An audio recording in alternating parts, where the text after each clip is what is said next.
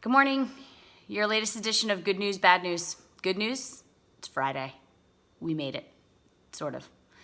Bad news, Fortnite strikes again. Not really strikes again.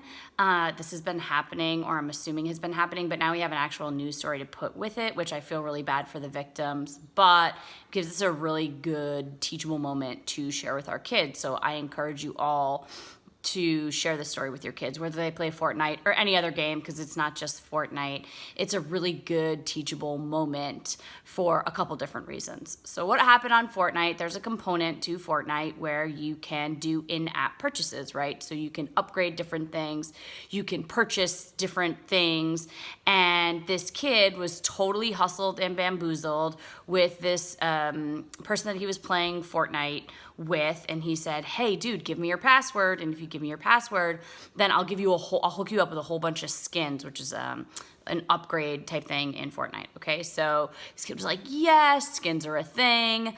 So he gave him his password, and this guy hacked into all of this kid's account, his email, and because Fortnite is hooked up to his credit card, the credit card information as well was stolen, and it just turned into this big, huge nightmare. Okay, so a couple of things I want to tell you about when it comes to this stuff. Again, it's not just Fortnite. A lot of these apps, even if they're not gaming apps, have in-app purchases.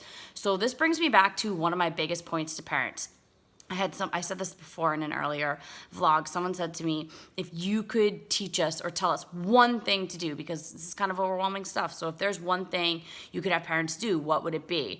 And my one thing would be for you to know all of the apps your kids are using. Again, not just like how you play them or why your kids play them. I don't need you to get your own username and password, but I want you to know all of the intricacies about these apps or games. For instance, can they play with people they don't know? Can they connect with people they don't know?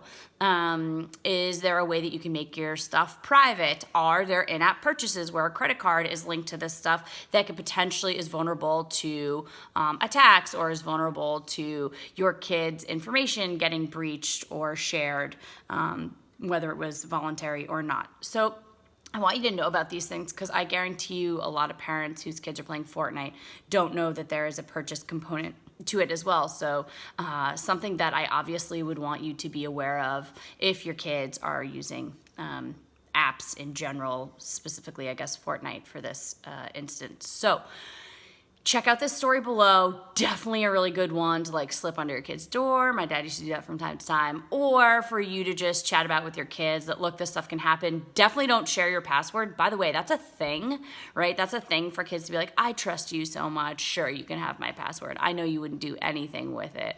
And we know kind of in middle school and high school, even in adulthood, how that can happen sometimes. So definitely don't share your passwords. A really good teachable moment for your kids in this story. And number two, is not giving this information out or talking to people you don't know, because then we become vulnerable to a whole bunch of things, including identity theft or hacking, and on and on and on. Just bad news. So 2 rules to review today, whether your child's playing Fortnite or whatever it may be. Really good thing to think of. And thank you for listening. Here's my assistant. Hi. For the day. We're going to go do something. All right. Talk to you later. Have a good Friday. Enjoy your weekend.